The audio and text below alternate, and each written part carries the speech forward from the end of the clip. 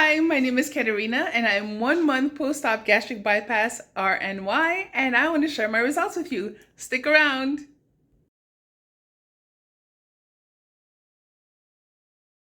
If you've been here before, thank you so much for coming back. If you haven't been here before, well, this is my channel where I talk about my weight loss surgery. I had gastric bypass RNY, and I share my journey with you. I talk about everything that is pre-op and post-op, and I keep it real. So if you're interested about weight loss surgery or a gastric bypass, go ahead and subscribe to my channel and you'll get more information on it. I post on a weekly basis.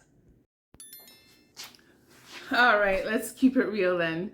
I've had gastric bypass exactly 1 month ago, so on the 22nd of December 2022.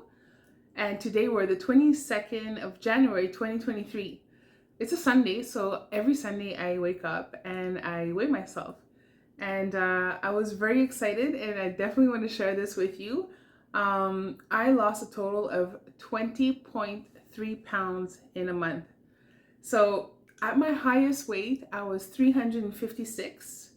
On my surgery date, I was 283.7.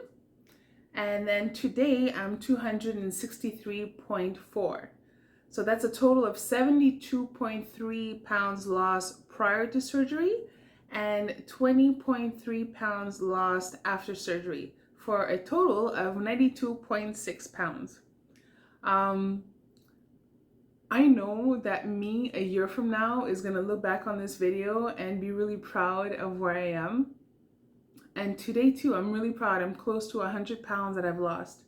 But yeah, I'm documenting this because I want to document the journey, but also I want to document the head game, right? Because I look in the mirror and I still see me at 356.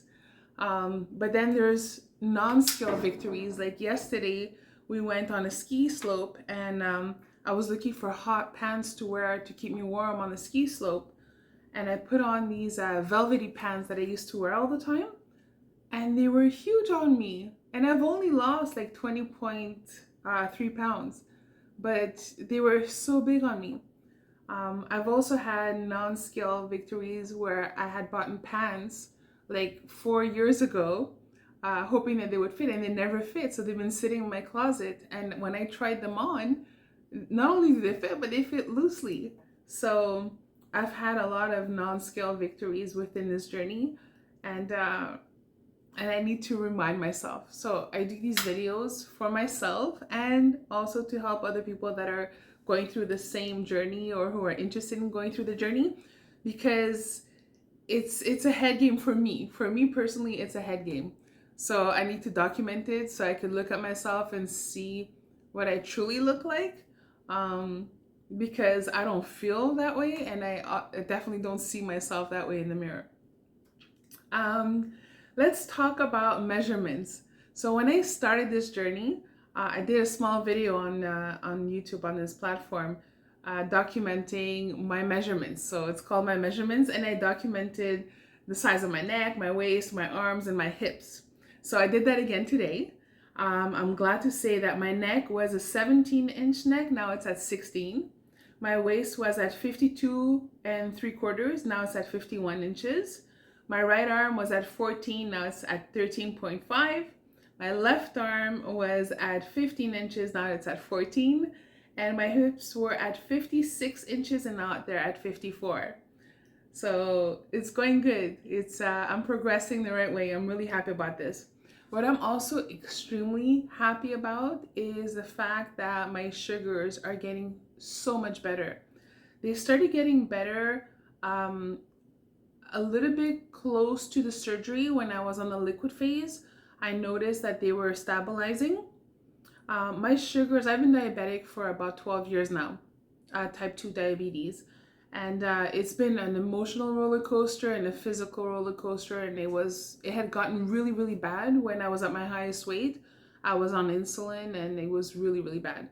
But at this point now, I've been taking off 2 of my 3 medications that I'm on. So I'm really happy about that. And that's been like almost instantly. And now after the surgery, I've been waking up in the morning and I've had like regular, stable, normal blood sugar. So I'm extremely happy about that. I'm hoping by the end of this year that I can get off all of my medication for my diabetes. Let me talk to you about a little bit about this whole month journey. So it's been a month since I've had the operation. The operation for me was very textbook. I did a whole video about the operation, and I'll link it on this video. But my surgeon said that it was a very textbook operation. There was no hernias or anything to repair. They did the operation, and then I was in recovery, and I was dismissed the following day. So it went very, very well. By day 3, I was feeling like 80% myself. I felt great. I was able to go out, go for a small little walk. I was doing laundry and stuff. By day 7, it was as if I never had the operation. At that point, I even doubted that I had the operation. I was like, energy was back, everything was back.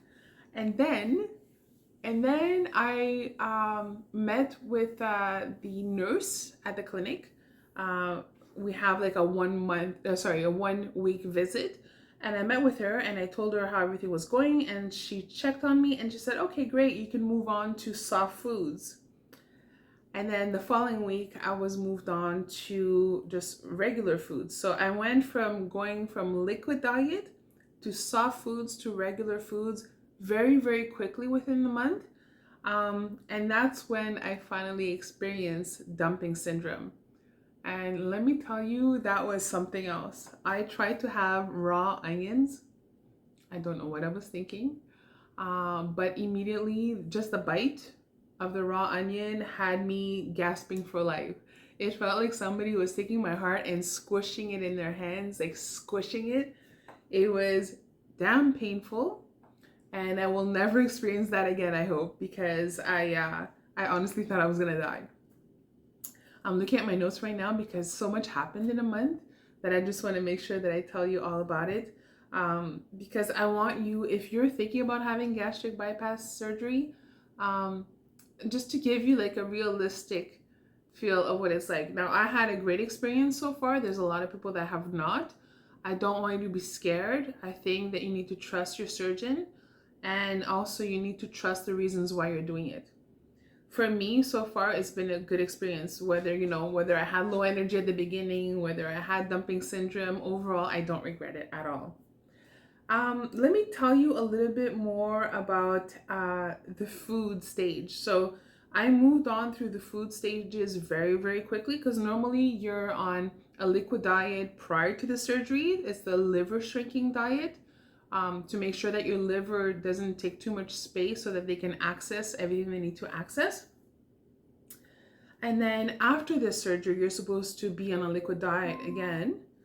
And then you move on to a puree stage, and then soft food stage, and then later on to regular. Now for me, there's certain foods that I just need to have. And I'm just going to go ahead and show you exactly what I've had that really has kept me on track. All right, what I'm going to show you right now are certain foods that I like to have in the house. I eat a lot of protein because we're supposed to have a lot of protein after the surgery just to make sure that we hit our targets. For me, it hasn't been a struggle. I've been able to get my proteins in, especially since I'm drinking the Fairlife protein drinks. Also, I am eating like lunch meats and smoked meat and chicken, so I'm able to tolerate that. But certain other foods that I like to have in the house are right here, and I'm just gonna flip the camera around and show them to you. Okay, so if you've seen any of my previous videos, you know that I struggle with binge eating. So I used to crave salt and vinegar chips, and this for me is an alternative. So whenever I get that urge, I take these instead. So there are 130 calories for 19 of them, and they have 3 grams of protein. I don't eat this on a regular basis, only when I have that strong urge. I ended up buying these cereal just because there are 10 grams of protein for 1 cup. I don't actually eat cereal on a regular basis, so what I do instead is I add a couple of them, so maybe a quarter of a cup, to my Greek yogurt. I add them to my Greek yogurt, and that way I'm getting lots of protein in. The calories are very low and the carbs are low as well. I obviously live on this. I drink at least one of these a day. When I have a sugar craving, I also go for Jello, no sugar added Jello. I have the red one and the green one. These are foods that I'll have either for lunch or supper. They're very easy to digest. They are high in protein, low in calories. At the beginning, I used to live off this bone broth right here. It tastes amazing. It's from Campbell's. And then I was able to move on to these types of soup. And the protein count is pretty high. It's pretty good. It's 6, and I think this one is 7. Yeah. So I eat those. And baby food. Baby food has also been a lifesaver as well, because there was a time where I just didn't want to eat anymore. And this goes down easy. It doesn't have everything that you need. So it's definitely not enough just to have this. But at the beginning stages, this went down way easier than these for sure. And then when I get a real sugar craving, I found these Keto Bombs, no sugar company. And they taste amazing. They're really tasty. And there you go. The calories, the proteins. Yeah, I would suggest that.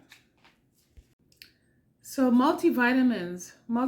So I know a lot of people don't take their multivitamins right away. They have to wait a certain time. In my experience, my surgeon put me on my multivitamins from day one. So from the hospital, when I was in recovery, I was asked to take my multivitamins. I was supposed to bring them in the hospital with me, and I did. So I've been able to tolerate them from day one. I ended up choosing Paravita Bariatric Multivitamins, and I have them on a rotation, so they come every month. I don't have to worry about it. So that's great. I just filled out my pill box right now. I'm on my last week, and I know that the other set is coming in the mail. I want to talk to you also about cravings. So the need to eat is gone, but how do I explain this? So I don't have like hunger pains, but I have like head hunger, I guess. I don't even know how to explain this, but I have an urge to eat. And then I know I can't eat it. So I'll give you an example. Chips. For me, chips is a big thing. So salt and vinegar chips. I can't eat them right now. And I have the crackers that I showed you. I could have maybe 4 of those. And it doesn't satisfy the craving, but it's better than nothing. But I, in my head, feel like I could down a whole bag of chips, but I just can't. So like the want is there.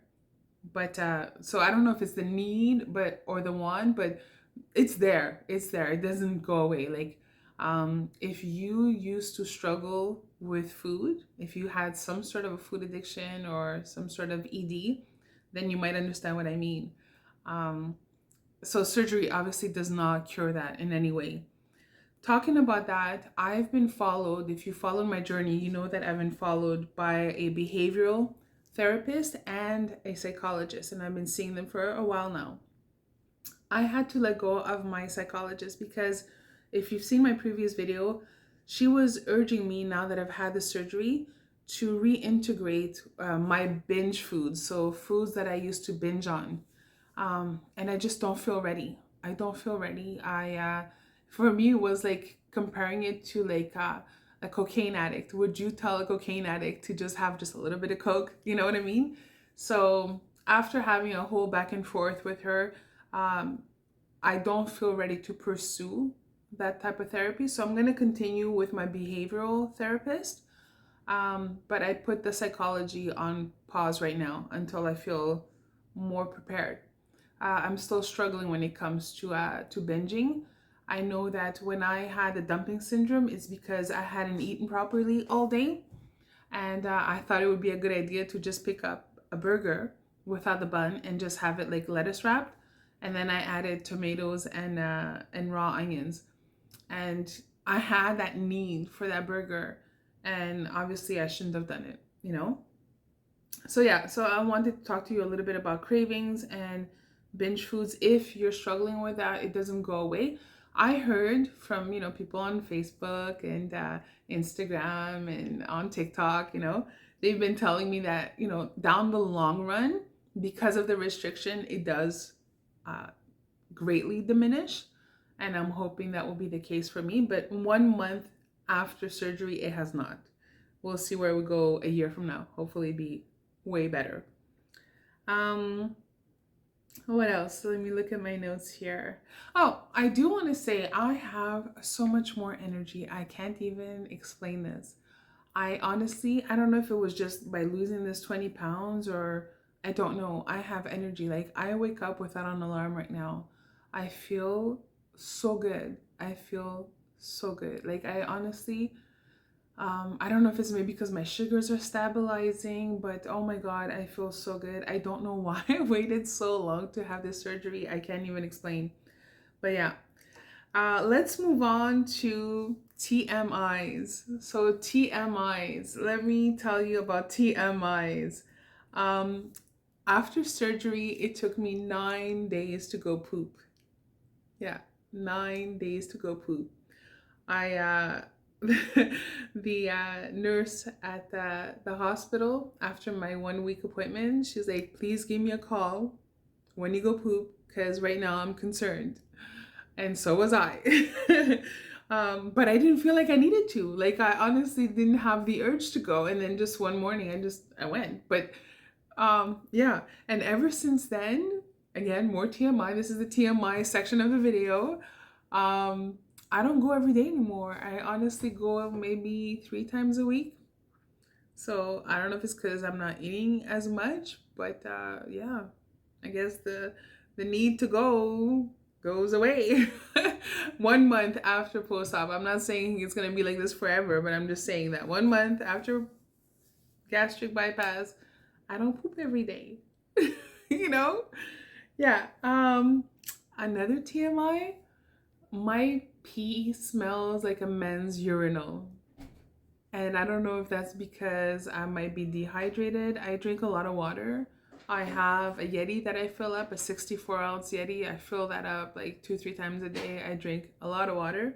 And my pee is not like dark yellow or anything like that, but the smell, there's a different smell. So yeah, get ready for that. I heard that it's because of toxins. So if we're gonna get medical on this, it's because our body is detoxifying, and so that's obviously coming out of our urine, and that explains the smell. All right, so now that I shared all this TMI with you, let me just show you what I look like right now, so that we can compare a year from now.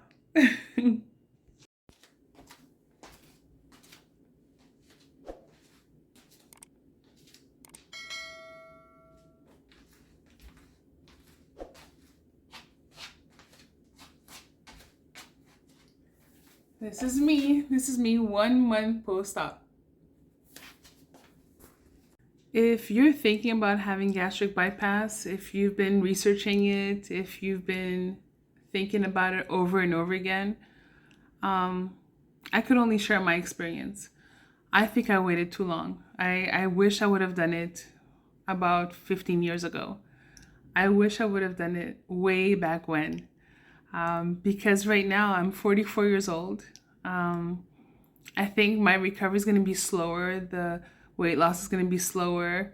Perhaps maybe had I done it back then, had I done it 15 years ago, I would have maybe never had diabetes. And I wouldn't have all the bad effects that come with it, right? So if you're thinking about it, continue your research. And if I can say anything on my side with my experience, I definitely suggest you do it. If you're also struggling with eating disorders or bingings, I think it's a good idea also just to get your head straight. So not in a mean way, but in a realistic way, dealing with what's going on in your head and why it is that you're behaving that way, why you have those strong desires and those particular binges. I think it's good. I think in the long run, it's going to bring you a lot of success. So that's my 2 cents. I hope you enjoyed this video. I am documenting this for myself and for anybody who's going through the journey as well. If you're interested in any of what I said right now, please go ahead and subscribe to my channel. I upload once a week just to keep track of everything that's going on. And I keep it real. I got my TMIs and all of that to prove. Thank you so much for watching, guys. Have a wonderful day.